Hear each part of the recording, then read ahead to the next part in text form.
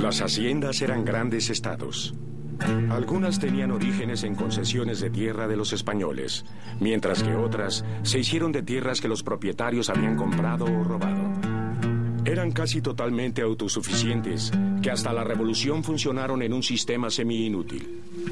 Las haciendas generaban casi la totalidad de la riqueza del país, pero gran parte de esta permanecía en manos de pocos. El propietario, llamado hacendado, tenía casi poder absoluto sobre los peones, que eran la gente que trabajaba la tierra.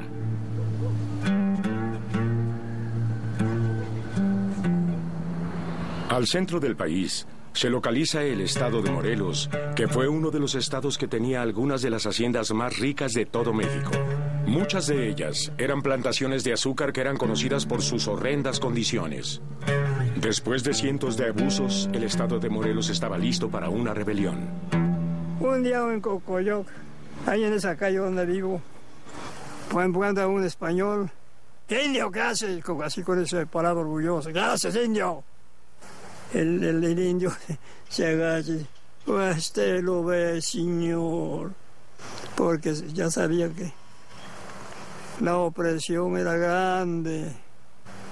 Por eso, los que nos lanzamos a la revolución en defensa de la patria, no fue una valentía, un orgullo, una necesidad. Que querían que trabajáramos a punta de ciudadanos por 25 centavos, amaneciendo hasta Metesol.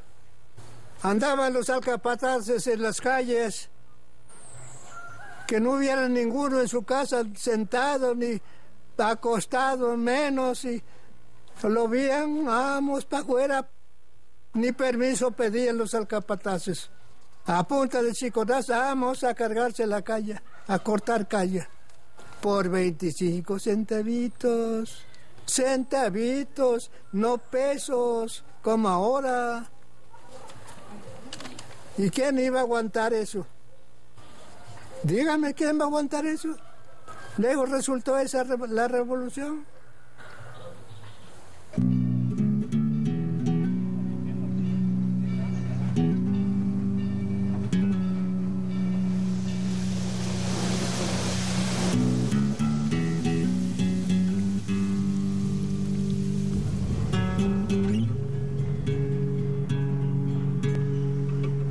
En el norte, las vías férreas significaban progreso, pero para los pequeños terratenientes cuyas tierras fueron tomadas, el progreso significaba ser dejados atrás. Pues van a producir muchos bandidos, van a producir muchos hombres libres que no están dispuestos a ser peones de hacienda, y al momento en que se viene la revolución, muchos de los que se integran a los grupos revolucionarios son esos que fueron despojados, o los hijos de esos que fueron despojados.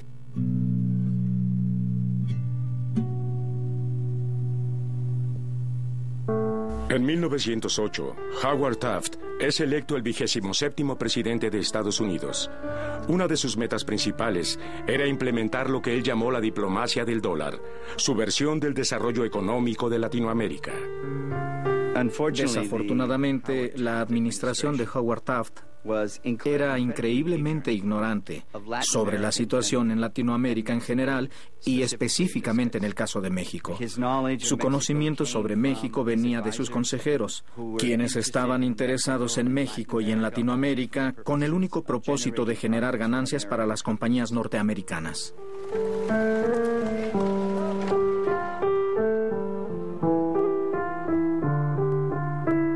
Las nubes de tormenta empezaron a juntarse. Una crisis financiera mundial provocó el disparo de las tasas de interés. Los granjeros en el norte de México quebraron, agudizando con esto el hambre que azotaba al país. Si vemos al porfiriato desde el punto de vista del crecimiento y la afirmación de una economía mexicana, de una clase dirigente y una cultura, vamos a ver un espectáculo. Si lo vemos desde el punto de vista de la opresión, de los indígenas, de los campesinos mexicanos, los trabajadores urbanos, en que esto se basaba, vamos a ver otra visión. Si combinamos las dos visiones, lo que nos va a aparecer en el medio es una gran injusticia. Esto es el porfiriato.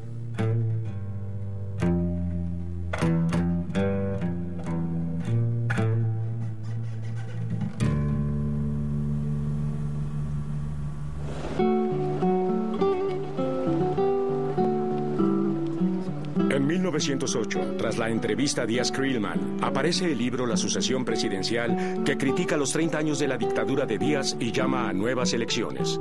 Su autor, Francisco I. Madero, es prácticamente un desconocido fuera de su estado natal, Coahuila. Él provenía de una acaudalada familia de hacendados y propietarios de textiles, de minas y de muchas cosas más.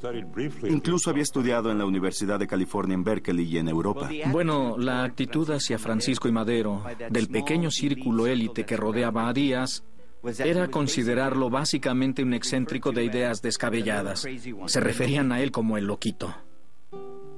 A Francisco I. Madero simplemente no lo tomaban en serio. Era considerado como una mosca, irritante, como una hormiga. Lo que llamó la atención del presidente Díaz fue la proclamación del llamado Plan de San Luis, en el que pedían su remoción. Madero no era un radical. Lo que él quería era tener elecciones libres en México, y quería ser presidente. Y como sabes, él pensaba bien. Pero él no era el hombre que iba a darle la vuelta al sistema de haciendas. Él no era gran amigo de los trabajadores. Al parecer, él solo entró en escena en el momento preciso.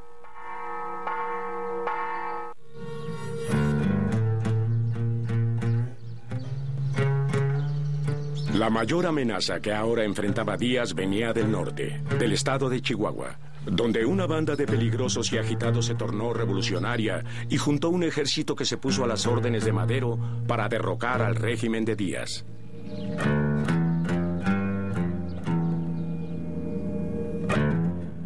¿Quién es Villa?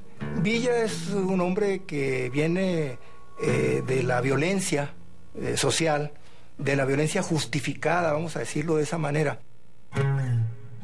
En los primeros años de su vida fue un agricultor que después se volvió un forajido. No era un bandido destacado. La idea de que él era un Robin Hood que le quitaba a los ricos para dárselo a los pobres antes de la revolución era una leyenda. Villa aprende rápidamente las técnicas militares, de artillería, todo lo que tenga que ver con la ciencia militar. Y la otra cosa es que ante el pueblo, Villa es un hombre exactamente como cualquier campesino, como cualquier minero, como cualquier jornalero, como cualquier peón. Entonces se le agrega todo esto, lo que él ha aprendido como jefe de bandoleros, a cómo tratar a la gente, y todo esto lo hace un gigante.